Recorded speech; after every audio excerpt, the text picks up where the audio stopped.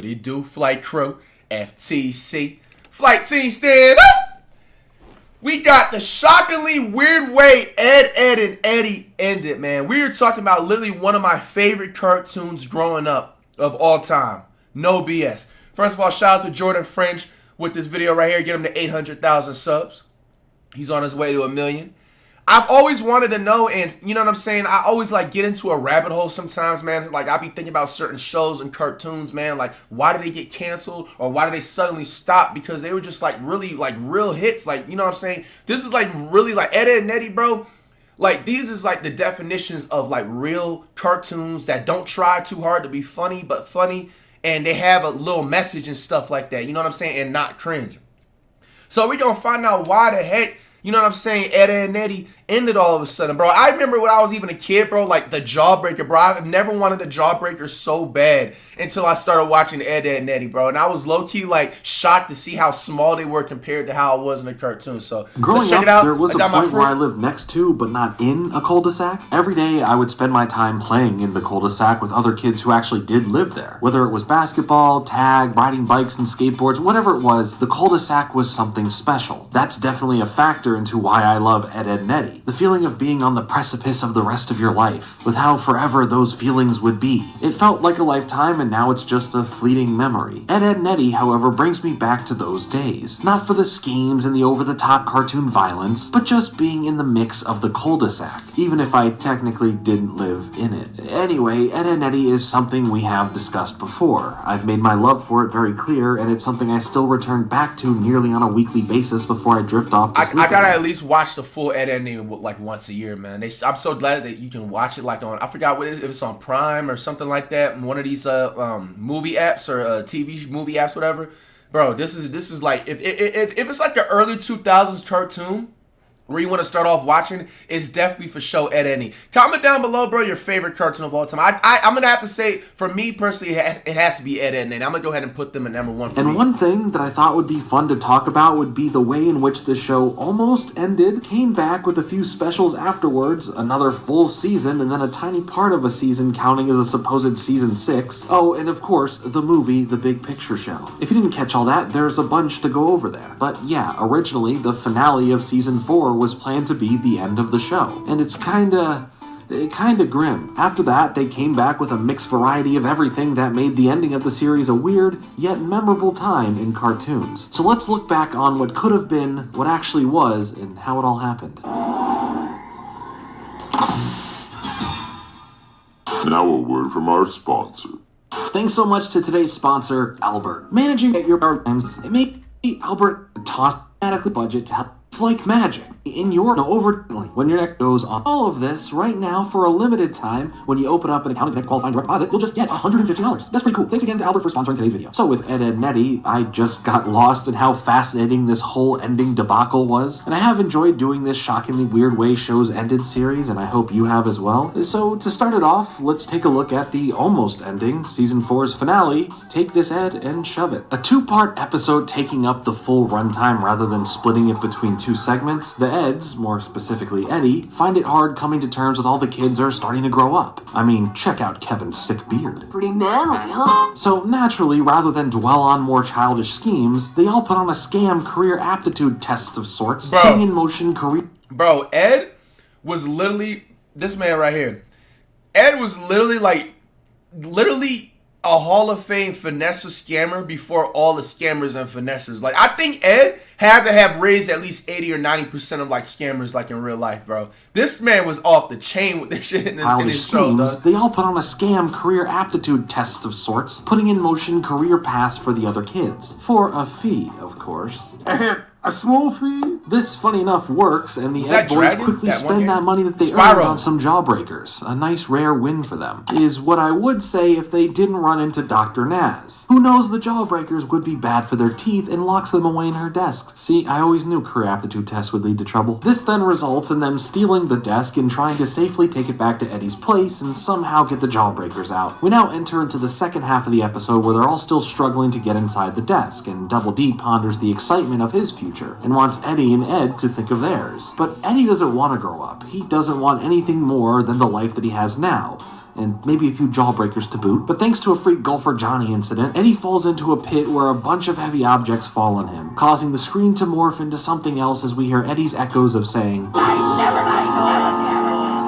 When Eddy awakes, however, he is now an older version of himself, 90 years in the future as he mistakes himself for his own grandpa when looking in the mirror. Ed and Double D come over, old as well, while Eddy is having troubles coming to terms with being old. He finds the desk with the jawbreakers in them still locked up from back then, as everyone in the cul-de-sac is also in their senior years as well. Eddy reverts to trying to open the desk again, as when they do try, it ends up turning to dust. Eddy exclaims that he's just a kid as he repeatedly bashes himself in the face until he wakes up, back as a kid in his bed. Once he realizes he's back, he runs around in excitement. Ed finally got the desk open and they can all now enjoy the jawbreakers. He yells once more, "I don't ever want to grow up!" as we hard cut to 90 years in the future once more, as the Eds sit around playing cards and Eddy recounts all of these memories as just being stories. Unlike the other clip, this one seems to cement it as they are actually 90 years in the future, as after having a rousing laugh with friends one final time, wishes that he could be a kid again. I still wish I was a kid! Kind of grim, yet still a funny way to end the show on as originally intended. Trust me, I understand the fears of mortality and aging as well as letting life pass you by. It's a place that can get dark and something that causes nothing but anxiety when trying to understand that in which you are not yet, but still knowing it is coming. Having Eddy be our vessel into this existentialism is a smart choice because of his kid-like nature and dependence on his adolescence. All in all, it works in the spirit of what Ed, Edd n Eddy was as a show to end something like this. With this. It also could have been slightly different too. Danny Antonucci, the creator of the show, showed off 2 deleted scenes a few years later at San Diego Comic-Con. One of the deleted scenes is an alternate take on when Eddy wakes up old for the first time and mistakes his mirror reflection for his grandpa saying, "Hey, wake me up!" After acknowledging Antonucci directly and offering him money to wake up from this nightmare, he reaches for his wallet only to find a jar of prunes. The second deleted scene gets a little bit more crazy. Now going to the scene when the desk turns to dust, Eddy this time starts to break down and cry over it. Lee Kanker then comes running to see what is going on, and then it's revealed that Eddy and Lee Kanker at some point got married. Them Kanker sisters were so annoying, bro. And had a bunch of babies and spent their honeymoon at the junkyard. But it didn't just end right there, okay? Ed married May Kanker and Double D married Marie Kanker. These 2 scenes are pretty funny and would work fine as an extended cut of this episode. Regardless, I am happy that we were told about them and saw what could have been. It's a rare treat to see that. But once again, as much as this was supposed to be the finale of the show in general, it wasn't.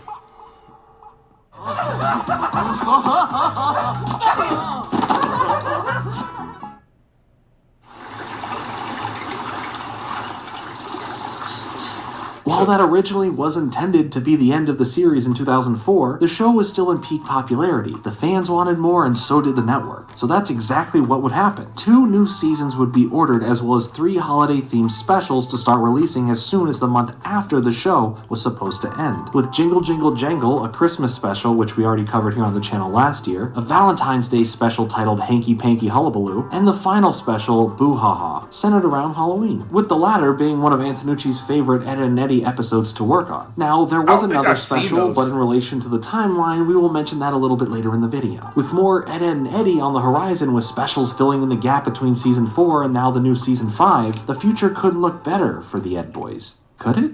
It is now November 2005, and all the specials had recently finished coming out, and Season 5 is here. 12 episodes as opposed to the usual 13 would fill the season, but something was different. Something was just a bit off.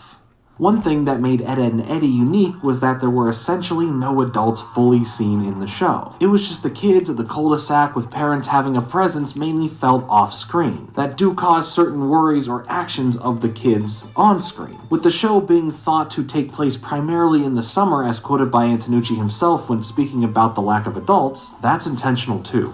Throughout the long days of summer, you simply didn't see anyone else's parents about, and sometimes you didn't even see your own. It simply did just have a specific feeling to it all. But when Season 5 comes around and we get to the episode aptly titled, Out with the Old, In with the Ed, we enter upon the cul-de-sac once more where Eddy tries to keep the summer going as he spends his time trying to convince everyone that the summer has not ended yet. Only problem is, that it has, and school starts back up tomorrow. Once tomorrow comes, we are at school, and the Eds have to deal with being in different homerooms. Another thing that was out with the old and in with the new was the process of how the show was made itself. The show had originally been done using traditional cell animation, something we covered on the channel in my original Ed, Edd n Eddy video. But now the series would transition from those techniques to digital ink and paint. Throughout season 5, we would follow the Ed boys as they deal with school rather than the scheme of the day in the cul-de-sac. From report cards to football, the focus clearly shifted. While there were still episodes that had nothing to do with school sprinkled in, it definitely gave the show a newer feeling. I'm all for trying new things in fear of something great becoming stale. So even if it was a bit different for this season, I didn't hate it. It's not my favorite season of the show, but I appreciate the effort in at least going for something different. Reception-wise, it did take its toll. That's all subjective though, but there was a noticeable decrease in the love for the season compared to the original 4. Now, as far as season 6 of the show, I'd ask you, what season 6? The random singular episode that makes up all of season 6, or the alien special that we're about to cover that some may count as an episode for season 6? I'm not kidding. Season 6 is literally just the last episode. That technical final regular episode features the segments May I Have This Ed and Look Before You Ed. The first being about the Peach Creek Junior High School dance, and the second part focusing on Jimmy and his safety club. For sure, that would be a pretty lackluster note to go out on, especially compared to how season 4 was about to end, but it wasn't the end. It was the end of the show, sure, but the series had a final card to play before the Ed boys sang farewell. Back in 2006, it was announced that a feature-length 90-minute special was in the works. As the production of that continued to get pushed back as the show was taking precedence, Antonucci and his team had some tough choices to make, ultimately deciding one episode into season 6 that in order to put all of their focus for this 90-minute special, they would need to step away from making season 6. Thus why it ended so abruptly. Wow. We'll touch slightly more on that a little bit later. This 90-minute feature-length special would finally come to fruition in 2009 as Ed, Edd n Eddy's Big Picture Show, a television movie event that would serve now as the true finale to the beloved series. Before we get into the Big Picture Show, I wanted to talk about the weird alien invasion special I've mentioned a few times here. In 2007, Cartoon Network started a special TV crossover event that would span through many of the popular franchises at the time, throughout the month of May. Right around 15 years ago right now. Wow, time is just flying. I vividly remember when all of this was actually airing on TV. This storyline regarding the aliens weaved its way through Foster's Home for Imaginary Friends, My Gym Partner's a Monkey, Camp Lazlo, The Grim Adventures of Billy and Mandy, and of course, Ed, Edd n Eddy. Now, for the proper order to watch them, technically Ed, Edd n Eddy would be listed as part 2 and titled The Eds Are Coming, and would focus on the kids of the cul-de-sac being weary of potential aliens wreaking havoc, with Rolf being involved, as well as by the end of it, the whole cul-de-sac getting ripped out of the ground and taken to outer space. It's a strange little episode that culminates inside of the Billy and Mandy special, the 5th part and final part of the event, where at the end it's cameo galore after the day is kind of saved. And there's a lot of cheese. In fact, the whole event was full of cheese. Yes, also this cheese, but cheese in general. Apparently, the original plan was that Kraft Cheese was sponsoring this big event, but pulled out before the airing, so now there's just a bunch of episodes revolving around cheese randomly. This information coming from the creator of Billy and Mandy, Maxwell Adams. So thanks for that. What a weird concept. Yeah, but a fun one. There is no cheese here. That's the cheese reaper! Where does cheese have to go? Also, the little connections between them were cool, like in My Gym Partner's a Monkey, where the cul-de-sac being abducted makes front page news. And is that Napoleon Dynamite? Trying to use a local ham radio to contact deep space. Cartoon Network really liked milking this joke. Either way, this episode would be counted as a random honorary season 6 episode, and this whole invaded 5-part event was pretty fun. Maybe we should cover that sometime soon here on the channel. I have difficulties with abandonment.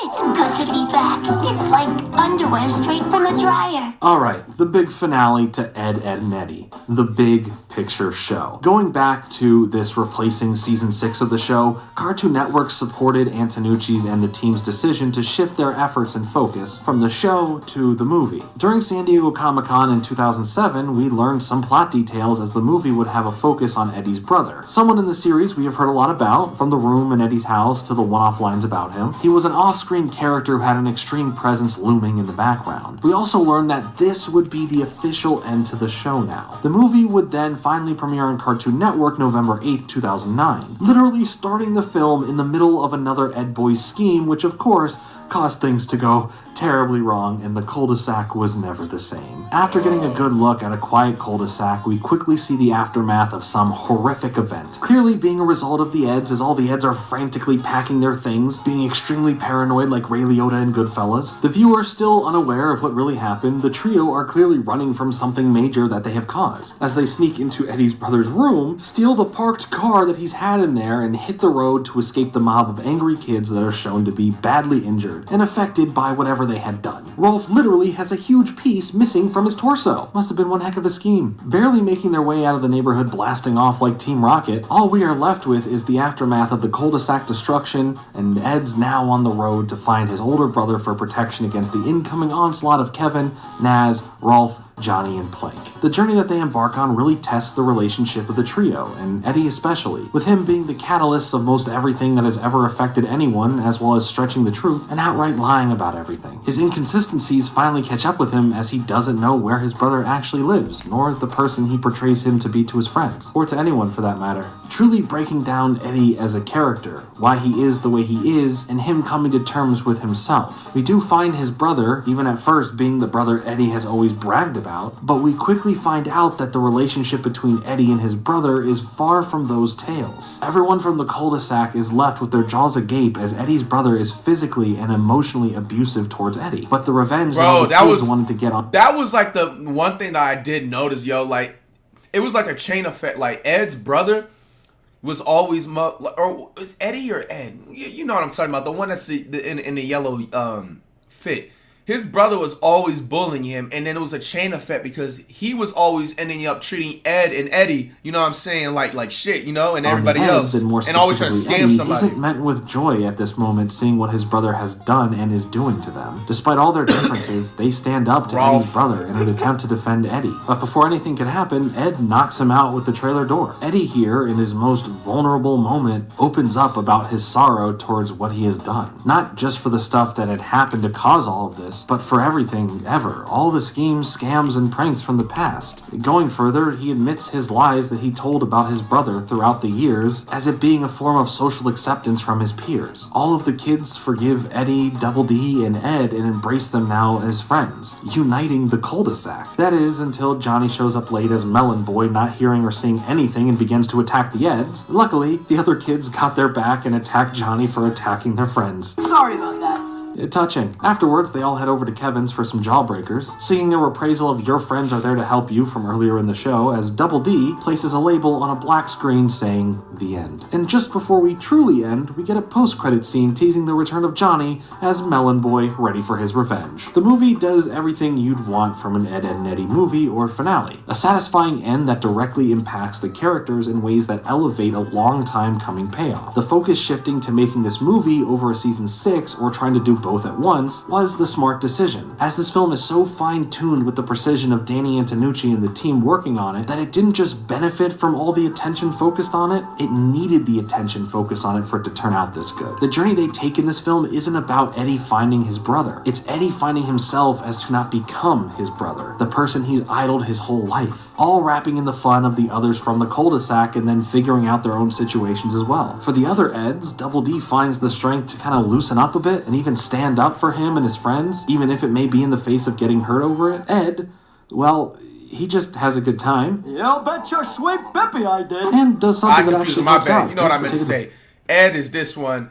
Ed, the double D, you know what I'm saying, is the one with the beanie, and Eddie's bullet out of that door. It's a beautiful way to wrap up a series that meant so much to me and so many others. I would also like to add earlier on the scene in which Eddy and Double D get into a boiling point argument, nearly causing them to end their friendship. We finally see Eddy start to break, sharing his emotions and taking the blame for what had happened instead of passing the buck as he usually tends to do. It's a nice character moment, my personal favorite from the movie, as it diverts from the friends break up and get back together by the end trope by having the characters deal with these emotions and problems right then and there. It felt vulnerable and impactful towards who these characters are and how they view each other. I do find the whole ending of the show particularly fascinating. From having an original end that felt kind of bleak, to seemingly coming back instantly with a different in style season 5, followed up by a season 6 that contained an episode, to then finally ending with a movie that perfectly wrapped up the series in such a fantastic way. The road to that movie ending may have been a bit rocky, but the journey that it took and that end result made it so memorable. I have gushed about this show so many times on this channel at this point, and I'm sure I will gush about it many more times in the future. But for now, I'm glad we can all spend some time today and look back at the shockingly weird way